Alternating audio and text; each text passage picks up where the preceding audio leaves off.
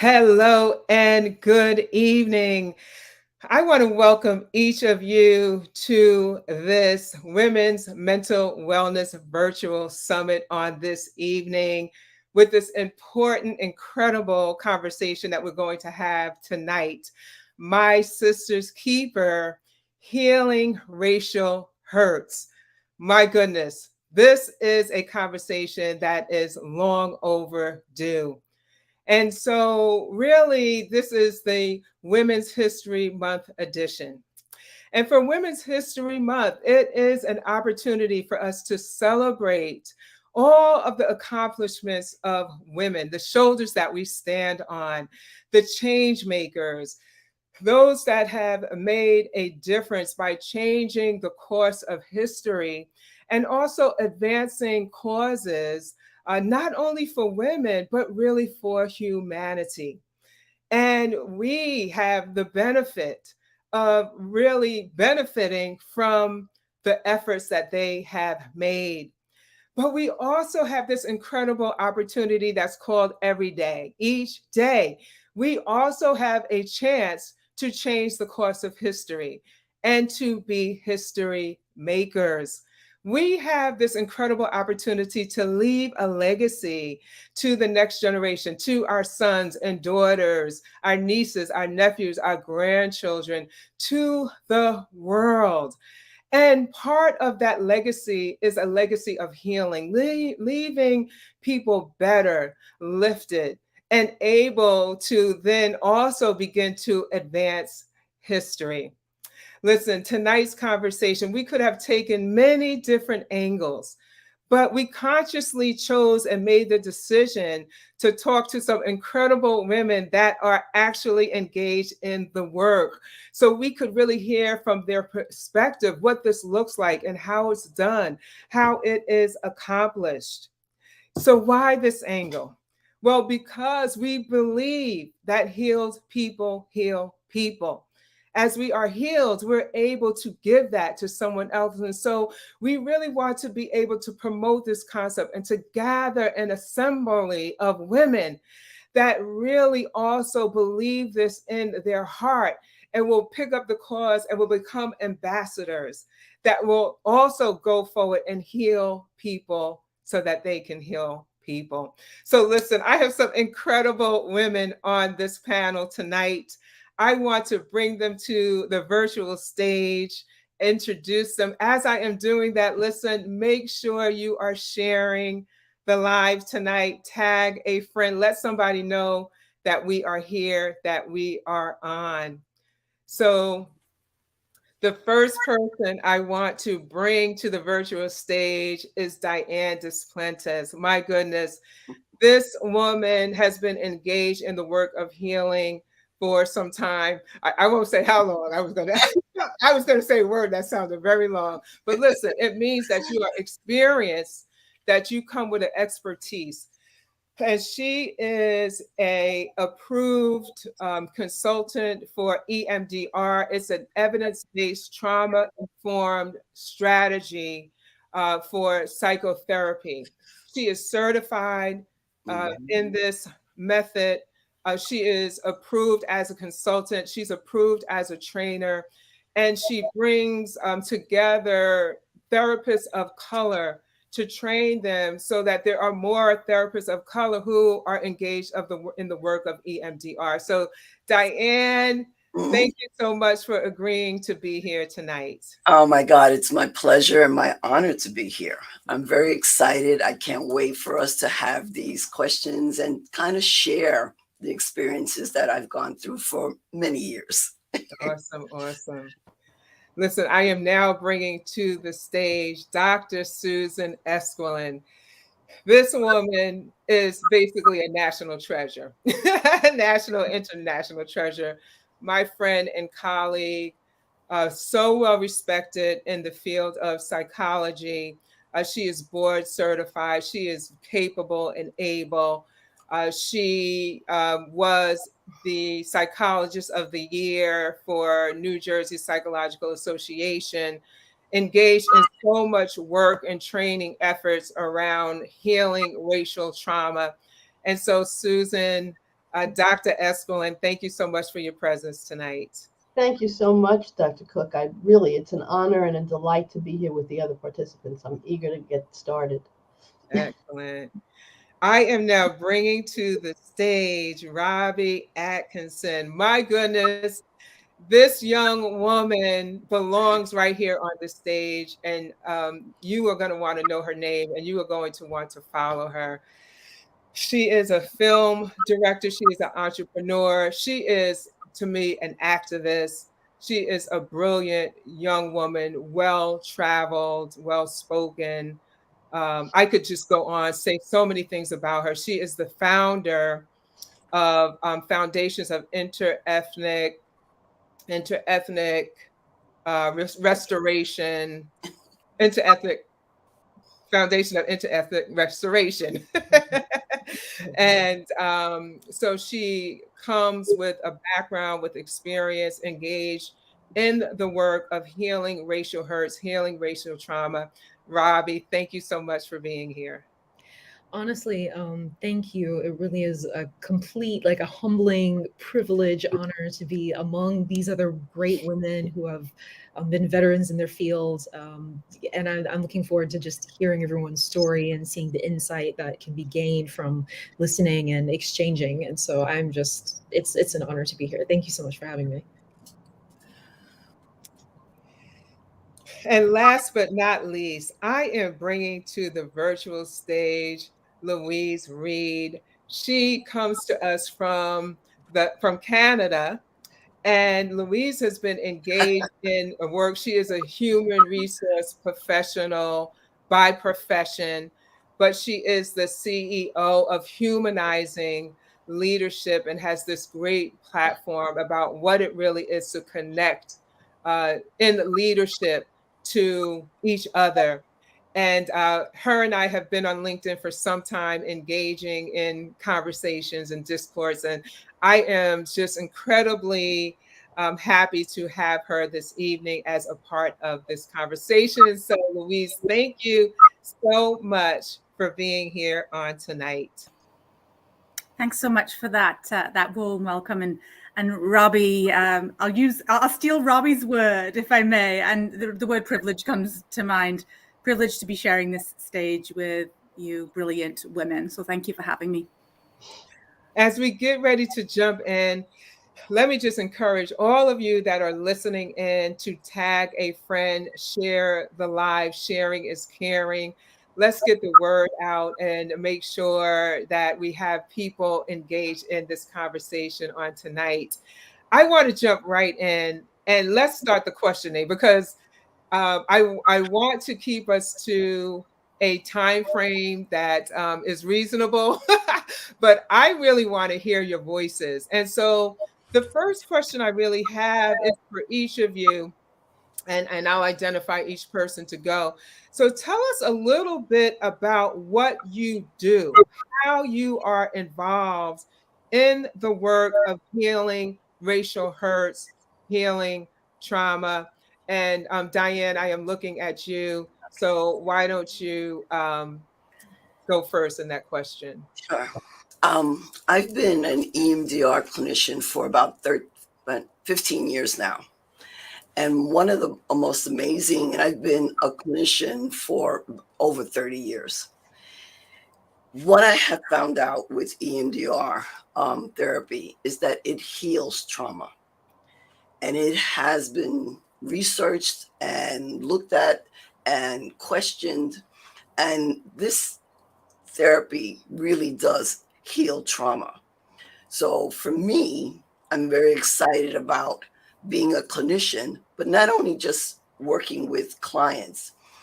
One of the things that I discovered was that a lot of people could not afford this type of therapy. So I made it a priority to make sure that I would train BIPOC clinicians because in our communities, this is the kind of therapy that they need. This is something that actually can help heal. And so I've taken a chance by only training BIPOC clinicians. My goal is for them to go out into the community and start to heal our people. Our people are the ones who have experienced the discrimination, the oppression, the microaggressions. And so for me, we're the ones that really could use something as powerful as this particular therapy is. So that's how I am contributing not only to my community, but as Carla said, to humanity, to make a better space for all of us. We cannot function if we are in crisis, right?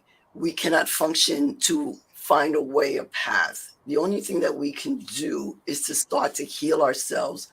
Once we are healed, we are then stronger and we can handle and deal with things that we may not have the strength to.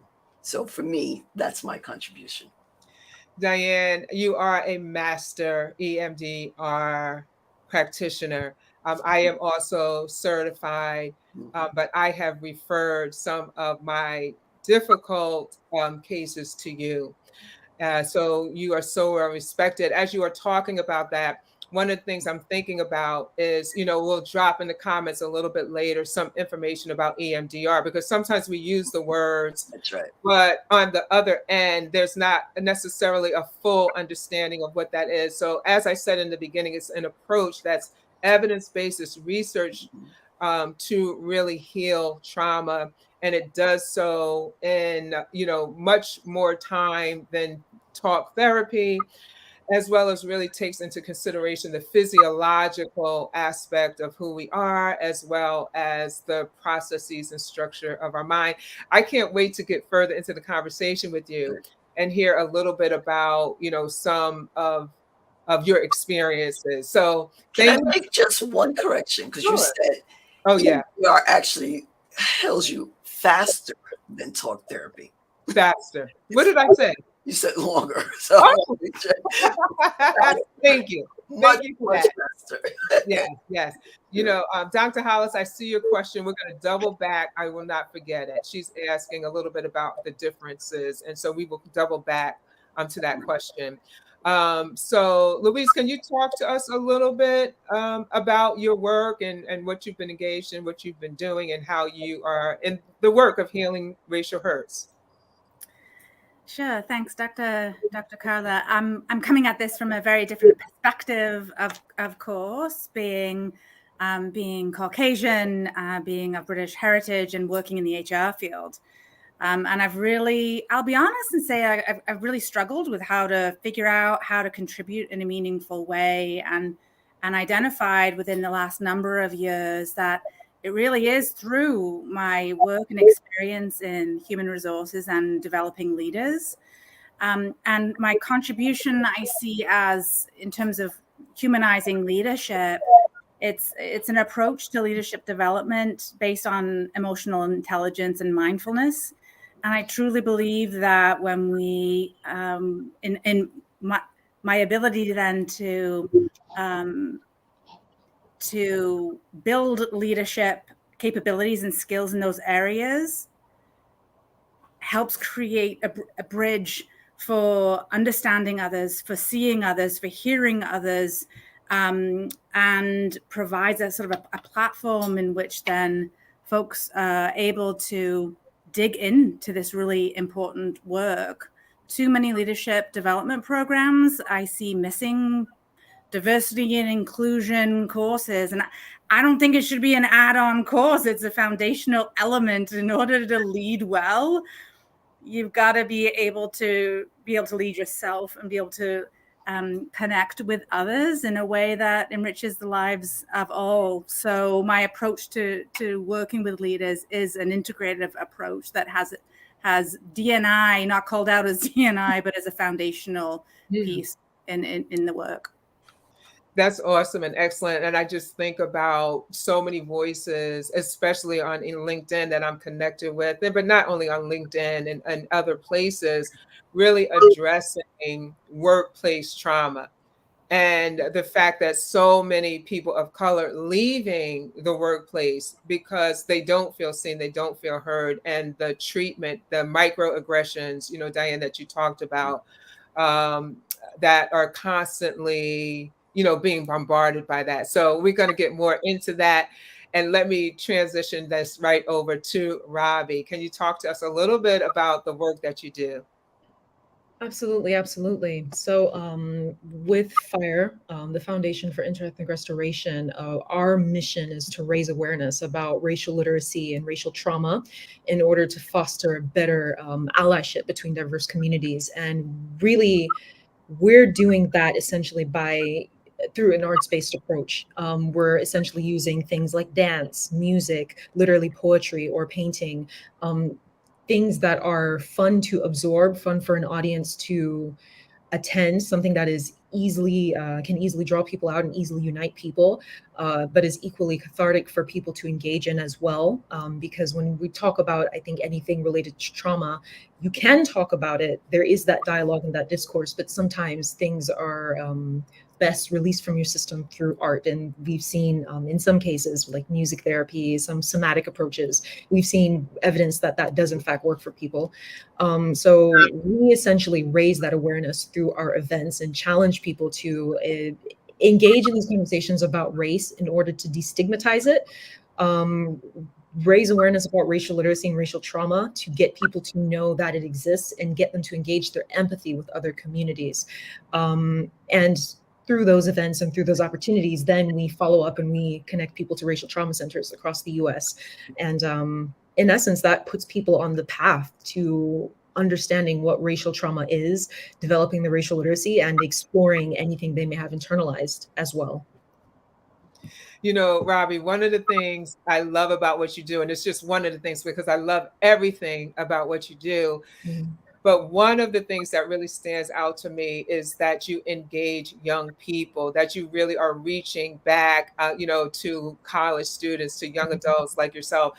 And can you talk a little bit about that piece and how you work with teenagers, with college students, and with young adults? Yes. So, because our nonprofit was born during the pandemic, we created a process of volunteering where essentially we allow remote volunteering. So, we've had over 250 applicants to our organization. And I mean, mostly college students, college kids. We've had people we have one volunteer who's in Dubai, volunteering from Dubai.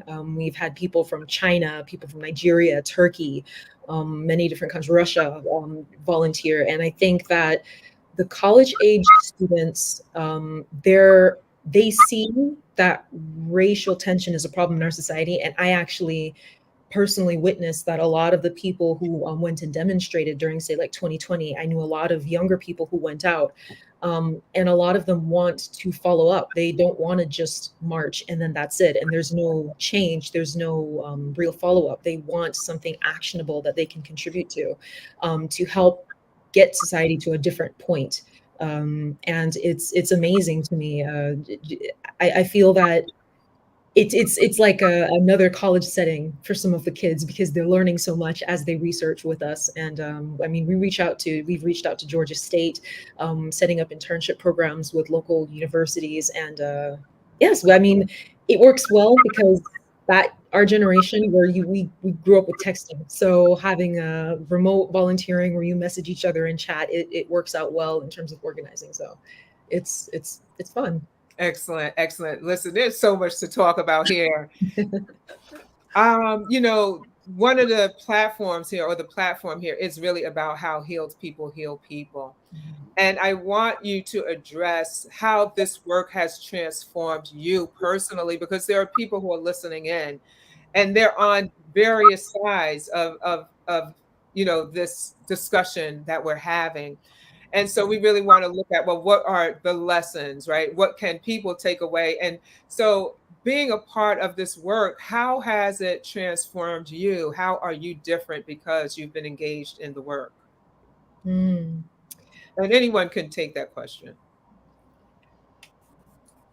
I wanted to say something. So I've been very involved. For my whole career, I've been working with trauma, particularly around children and families involved with the child welfare system. But in the last decade or so, since I took the Undoing Racism training, which I hope everybody knows about, it's a phenomenal training, and I became much more aware of the need for white therapists to be sensitized to where they're at and the ways in which they have been damaged, which is different from the ways that Black people have been damaged, but often by a sense of not just superiority, that's there, but a sense of disconnect, a sense of kind of uh, dismissing humanity in many of their own clients or the people that they work with, because they themselves have disconnected a lot from their reactions.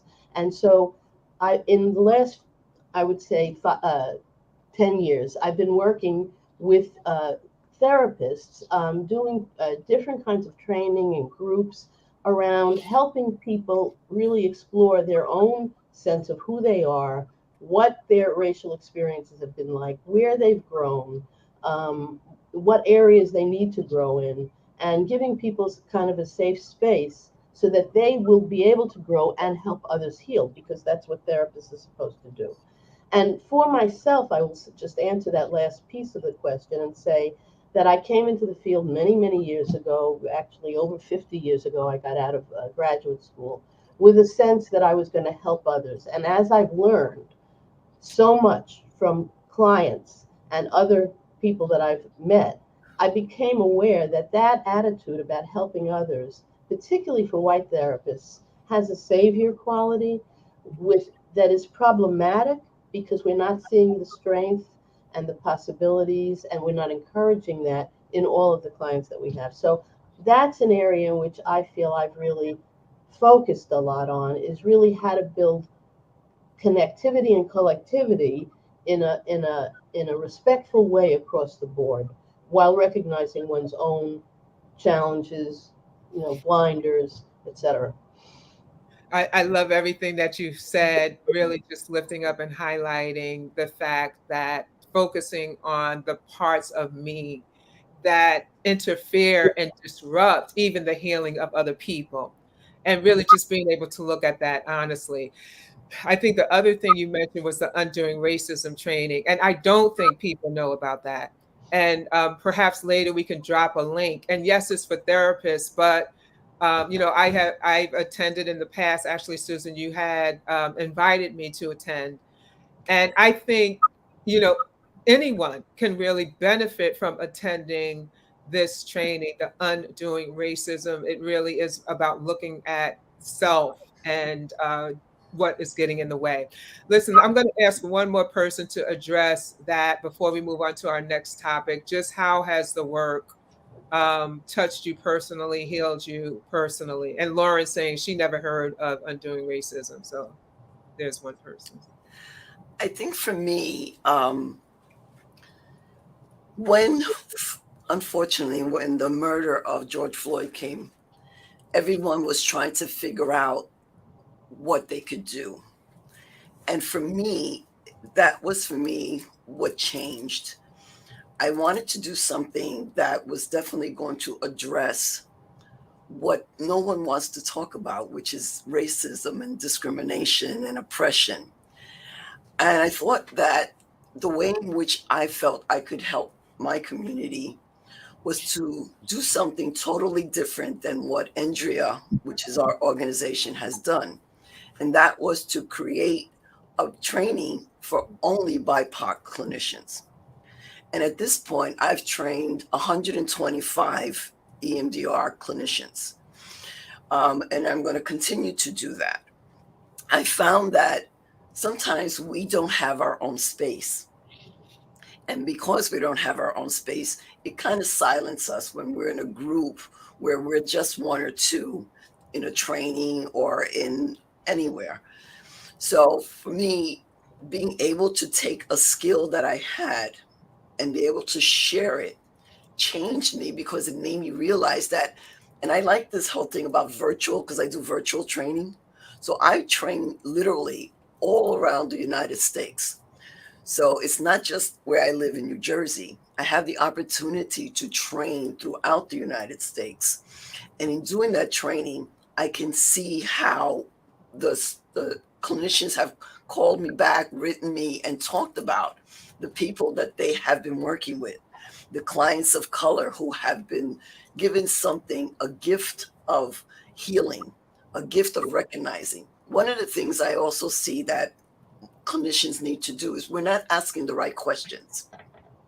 We need to ask questions that really will help a client connect to those oppressions or those microaggressions. I have an example of one which I think kind of gives you an idea. It says, have you ever been misjudged, misunderstood, held back, harmed, or physically assaulted because of any aspect of your identity, race, or culture? These are questions that when we do our history taking, these questions aren't asked. So because it's something that is not asked, a client really isn't dealing with the racial trauma that they're experiencing. So we have to do better in terms of questions that we're asking. And if people want, it's a whole list of questions. Yeah. I'd be more than happy to share. That would be great if we could get those questions out. Two things. I think I see at least two, perhaps more mental health professionals that are on. And if you are not in EMD or work, you want to be trained in this. This is the person, this is the individual, this is the woman. We'll make sure at the end we drop your information in so people can reach out and contact you. But I also think about so many people that are on, they're not mental health professionals. But when you were talking about this, it made me think about the fact that, for the individual who is going into therapy, to bring that into the room, right? Yes. So Yes. yeah, absolutely, the professional should be asking the questions.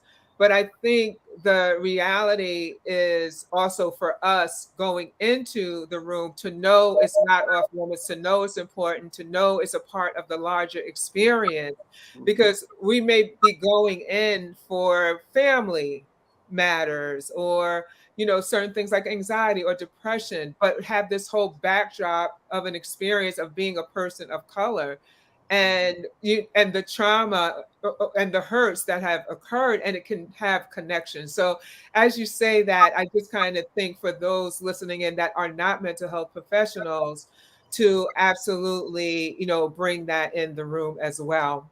Listen, I want to direct this question to Robbie, and it's maybe an interesting question for you, but I'm curious about your perspective. I'm curious about your thoughts about what are some of the barriers that you have seen happen in this work around healing racial trauma. Mm. A good question with many points to it, but to summarize it, I think because race in general is such an uncomfortable topic for so many people, one of the major obstacles I found is that some people would just rather ignore the subject and consequently normally gaslight other people into silence because it brings up inevitably this discomfort, and that discomfort can be guilt, it can be you reveal there's a lack of information or that there's misinformation that gets in the way of learning for different communities.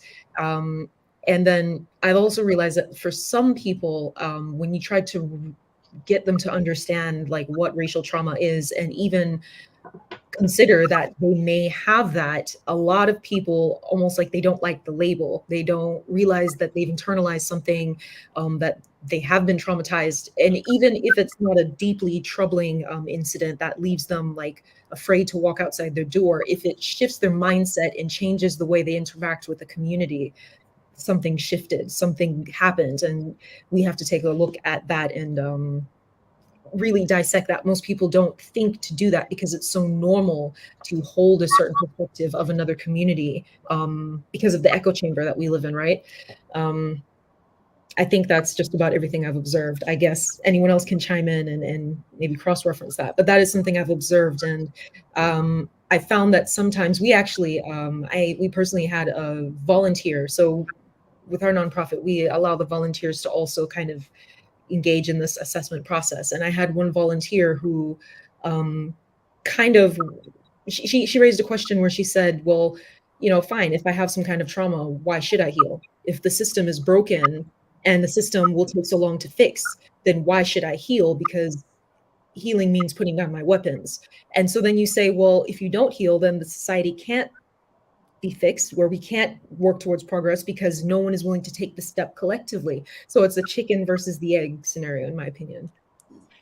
Great, great response. As people are listening in, I'm thinking just in the comment section, maybe to note what have the barriers been for you, or what are some of the barriers that you've been able to see yourself. But I mean, you broke it down, Robbie, so succinctly and so specifically, the difficulty of talking about it, which is why we want to open the conversation. It is the elephant in the room. It is there.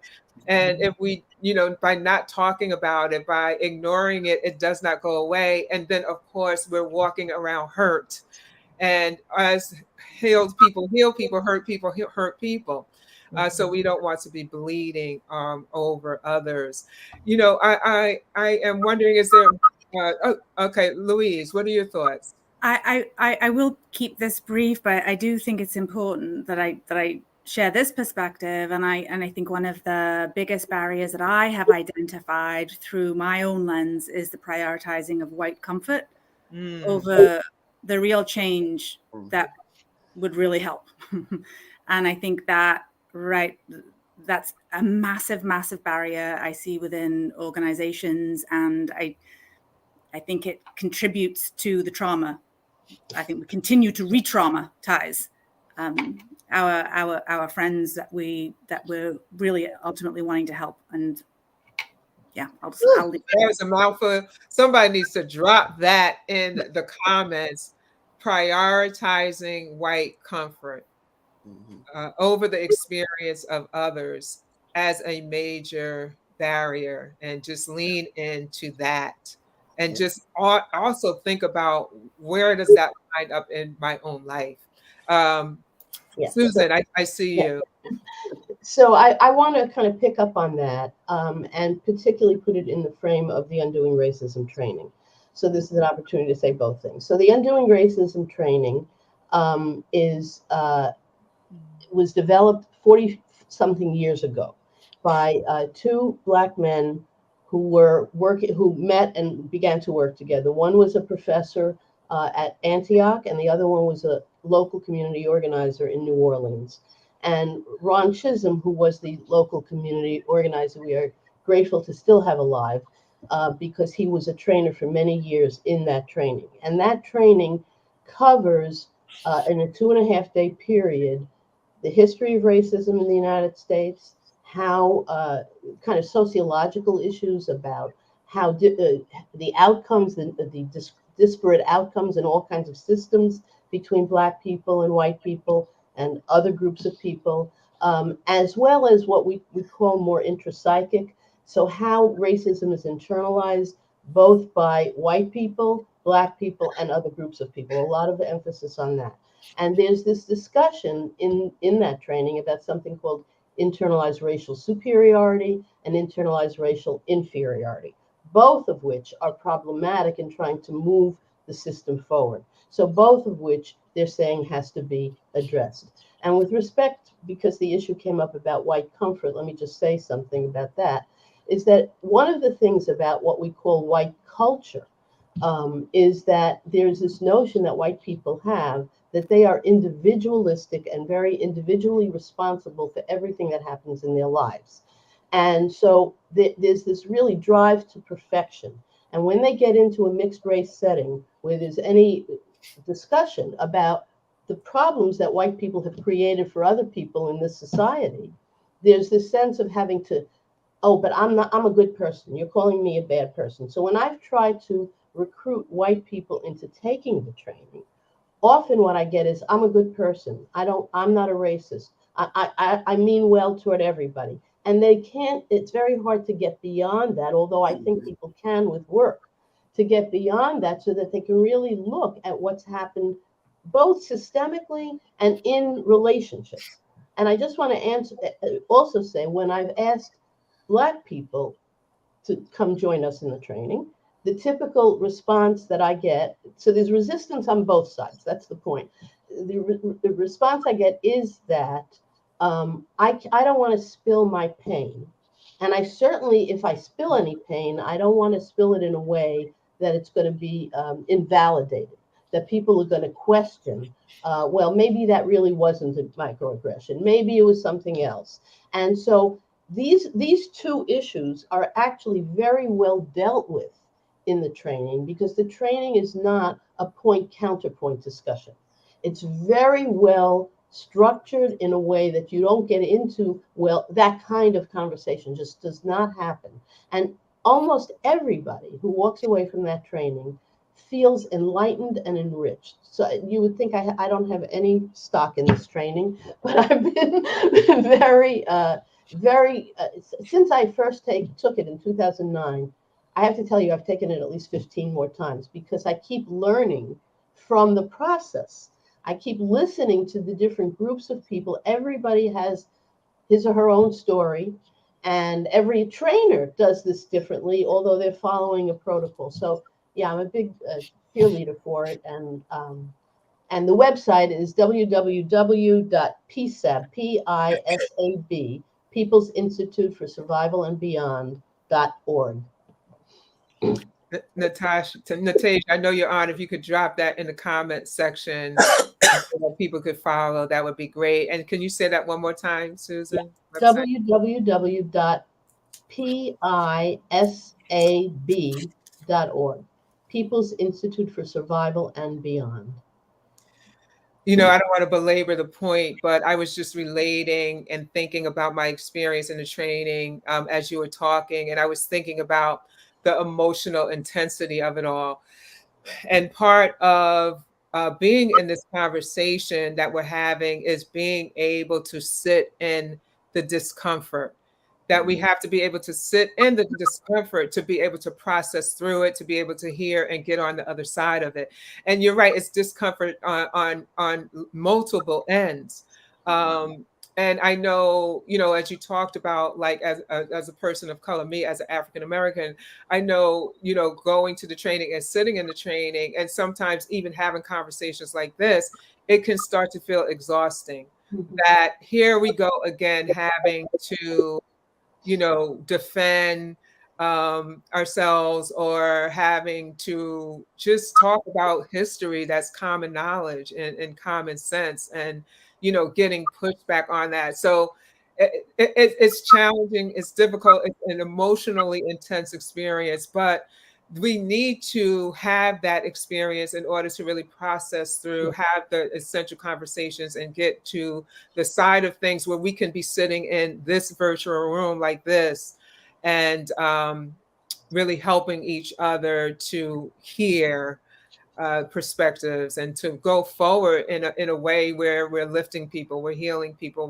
we're seeing people, and we're making environments better, and we're not responsible for inflicting racial trauma on others, or not being a part of moving forward the antidote of that. Susan, I see you. I just want to say one last thing. I want to correct one thing. This is not a training for mental health professionals. Right. That was developed that way.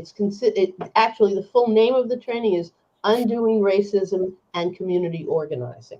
And it was developed really to help organize people into anti-racist activities. But the reason it was developed was because they realized that there's a whole lot of ways that Black people and white people function that inhibits the alliances that are necessary to really create systemic change. And so the idea is, let's get rid of what's going on inside of us and our misunderstandings and comprehensions and trauma, so that we can collectively make a difference. Excellent. I am looking at the time, and the hour has escaped us so very quickly. I think I want to just kind of put out on the floor, just kind of what's sitting in your soul right now. What is on your mind? What do you feel like you want to leave with people as we deal with being my sister's keeper, helping each other to heal from racial hurts? One of the things that I feel is so important, we always say black and white. I'm Latina. What I really would like to say is that if we are a person of color, we need to understand that we need each other and that we need to figure out a way to put aside some of those obstacles that were put in place so that we did not have the unity that we needed. So for me, it's so important that we start to see the similarities that we have and the struggles that we have and see them in a way to unite and work together as a group and not be thinking that, they're a little different than me. We are all basically the same. The only thing that changes us is the skin color. And that is ridiculous because we all bleed the same. But we have to start becoming more aware of those obstacles that are being put in place to separate us. We cannot do it unless we're united. So for me, BIPOC, people of color, it's all of us together as one that can make a change. And the change has to come. We're at a time now where there are people in power that are trying to take away all of our power. And if we're not aware of that, and if we're not united, then they're going to take over.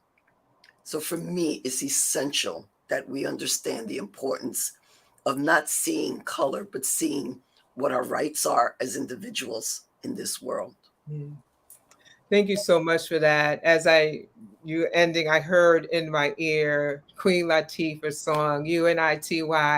That spells unity. UNITY. We need the unity. Listen, Diane, just two things, because I have a couple of people who are saying that they want to do the EMDR training. Okay. They're interested. How do they reach you? Can you share how they can reach you? And then the other thing, there was one person, if you could just answer very succinctly, Okay. she wanted to know the difference between EMDR and traditional talk therapy. Oh, I'm going to give you the website, www. And I've changed this, shadesofdiversity.net.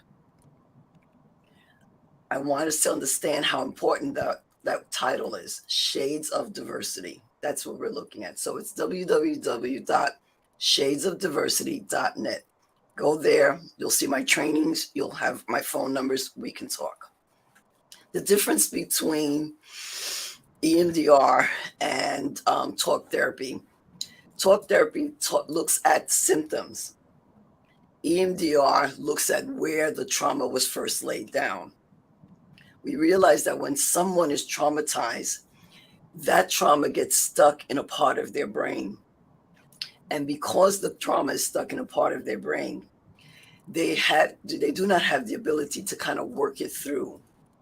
EMDR has found a way to jumpstart the brain to actually connect both the right side and the left side of the brain to help us know what we know, which is if a child is 6 years old and was sexually abused, and the child then feels like they have done something wrong, they walk around the world believing they've done something wrong. The logical part is not connected, that a 5-year-old or 6-year-old had nothing to do with that particular situation. So for us, we don't look at the symptoms. We want to find out what the trauma is and where the trauma was first laid down, and we address the trauma, and that's how we heal. Thank you so much for that. I want to move over to Susan, maybe share your final thoughts. And I do want to address, someone was asking about the Undoing Racism training. And Dr. Espelin did mention it is not only for psychologists, mental health professionals. So just wanted to answer that. But what's on your heart? What do you want to leave with the listening audience? I want to say that I agree that we want unity, but I think we have to really recognize the different experiences that groups of people have and that they bring to the table. So that this is a very difficult thing, because I agree that we really need to get together in order to make changes in the society, but we also need to really be interested in the other's experience and to really understand why the reactions of another person might be very different from your reactions. And the fact that they have those reactions, I don't even want to call them pathological. They are reactions to real life events, sometimes of a traumatic level, and then people get stuck. But even if it's not at a traumatic level, in an acute way, there's this kind of eating away at people's self-esteem on a regular basis that racism creates. And from a white perspective, if we don't get what that experience is like, we're never going to be able to help anybody else, least of all ourselves. So we really need to be able to see where we're cut off, where we're disconnected, where we're dehumanized, really, in our ability to understand another, in order to be useful in this whole process. I mean, as you say that, I think about the, challenge and the difficulty of that work. It's not that it should not be done. It's to suggest that we definitely need to have the forums like Undoing Racism. There needs to be a space where that work can be done. And it is key, it is so important, and we need both. We need the unity, and within the unity we also need to be able to understand the individuality of different groups and different experiences and their challenges and their barriers. We have to really mature and come to a place where it's not either or, but right, being able to look at the whole. So thank you so much for that, Dr. Espelin. Louise, can you talk to us? What's on your heart? Really, lots of things are on my heart, but not enough time to say all the things. Perhaps I'll just share three, and that's just my desire for others, certainly within my community, within HR, within organizations, is to be able to listen with curiosity and compassion. I think there was someone who mentioned something about listening in the comments earlier, and to do your own learning, read, take courses, get actively engaged in your own development, and then do something with it. So take action, and taking action can be really just in the smallest of ways. See something and say something. It can be in your own workplace. It does not have to be large scale. Start small, and I think that would be it. The listening, the learning, and the taking action. I mean, as you say that, what I really hear, what resonates is the self-responsibility. That we each have a responsibility in this work, and it starts with us and it ends with us. And if we don't do the work does not get done. Thank you so much for that. And then let us turn to Robbie, and just what's on your heart, what's on your thoughts, on your mind. Talk to us. I'd like to piggyback off of what was actually just said a while ago. The concept of being willing to speak up. It is so, societal shift. It takes place baby step at a time, and each person's baby step creates a big wave of change, right? And you do not underestimate the power of your voice and your willingness to speak up when you are, because part of the reason why some of the racial issues that we have right now have lingered is because it was allowed to be covert, and it was allowed to take place behind curtains, and it was certain things are allowed to be said in certain spaces.